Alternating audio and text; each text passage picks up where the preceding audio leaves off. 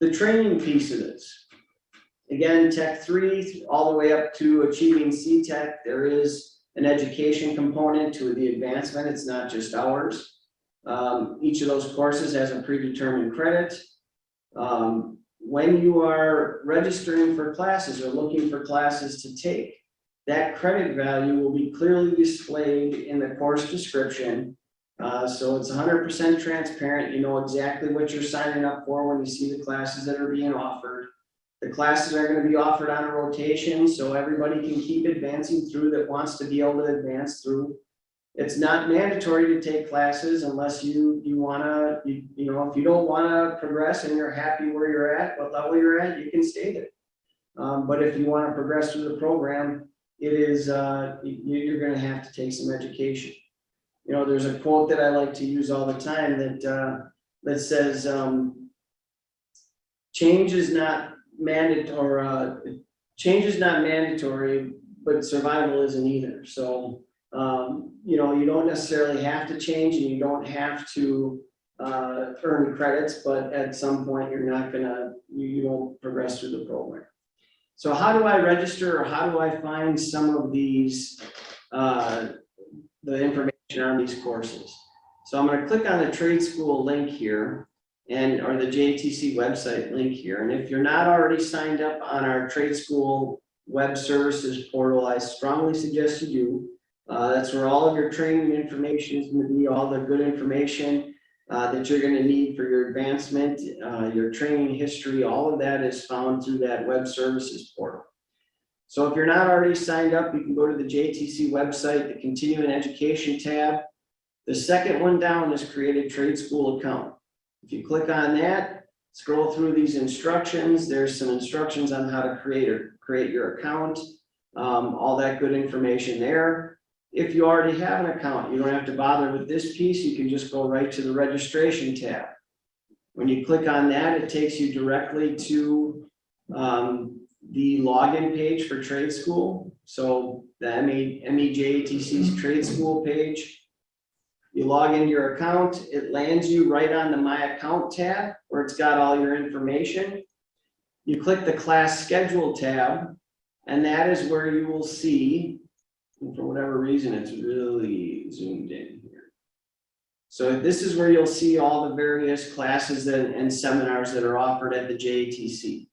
Now we're over halfway through the fall semester, so most of the courses have started. There's a couple that are yet to start, but the majority of them already started for the semester.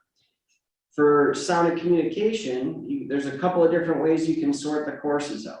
By location, so north or south campus or online.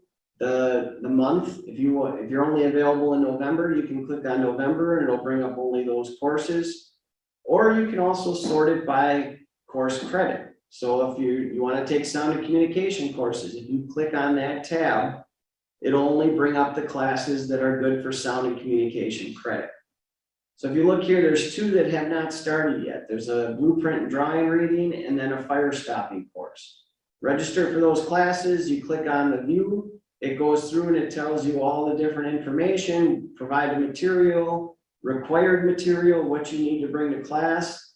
And then down here, it tells you how many credits it's worth. So it says SoundCom credits, it's worth 3, maybe 4. Sorry, my screen's a little fuzzy. And then residential credits, it's not worth any. You add that to your cart, and then well, my classification, it's limited to only SoundCom classification right now. So it wouldn't let me, because my classification isn't SoundCom, it wouldn't let me register for the class. But once you add it to your cart, you go and check out just like you would any other shopping cart style website. And away you go, you'll get a registration receipt saying all the good information so you know when to show up and where to be. Some of the courses have a nominal fee, some of them do not. Neither of these two are requiring a nominal fee, but you may encounter that through the registration process. Okay, you talked about the nominal fee. Some are free. What's the difference and why the nominal fee? So the courses that there's a nominal fee for are the ones that we have historically had issues with no-shows. And they're popular courses that are required, you know, for employment in a lot of cases. So like the safety related classes like NFPA 70E or CPR, OSHA 30. And even at some point, even some of the sound and communication classes, like the Dixie classes, the evening ones especially, will charge a nominal fee. And it's because individuals in the beginning of the semester, some individuals will go through and they'll register for every single class and seminar offered, not paying any attention to the dates. I've had individuals that register for 3 classes that are all on the same night.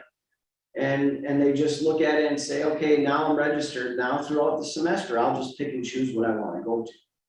And what happens is we end up having a lot of people lose opportunities where that seat is taken up by somebody who never intended to go in the first place.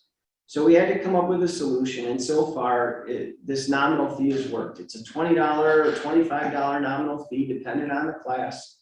And that not only helps to mitigate the no-shows, but it also pays and offsets for some of the third-party certification that we have to obtain for those classes, like OSHA 30. You get a training card from the Department of Labor that costs us like $18. So, you know, it offsets some of that cost as well. So I'm gonna guess because it does offset costs, it's not refundable. Correct. So even if you show up and you take the class and you pass it, you know, it's a $20 nominal fee and it is not refundable, at least at this point in time. Okay. So, you know, another thing that it's working. This is the first semester that we've done this, and last semester we had for those NFPA 70E and OSHA 30 classes, we had like a 50% no-show rate.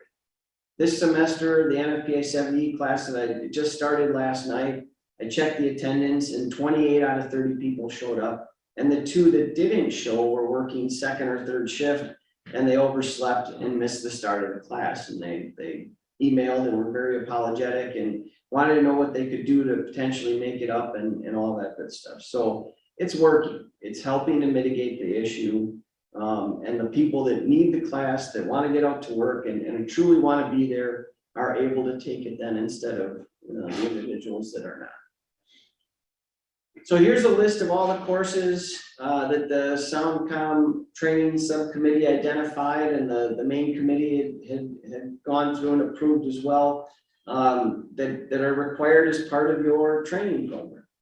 So if you look, the ones, primarily all the ones on the right side of the screen are courses with the asterisk by them that require some kind of prerequisite. There's at least 1, maybe 2 prerequisites before you take those courses. All the ones on the left are what we consider a little more intro or beginning into the program. There's a schedule established, or you know, behind the scenes, we're going to work very hard to make sure the prerequisite courses are offered enough so anybody coming into the program at any time can continue to progress without having to wait for us to offer a class.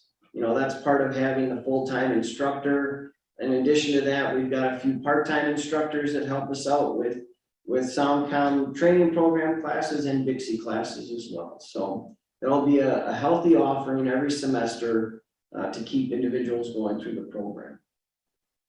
And just like anything, it's important to note too that the JATC committee reserves the right to change some of these course offerings or what the training program courses and the training requirements are to suit what the industry needs. You know, the JATC committee is made up of the NECA and the IBW representatives, and they're constantly monitoring the industry to make sure that we're providing education that makes sense. So there could be a scenario where something gets changed, but it's for good reason.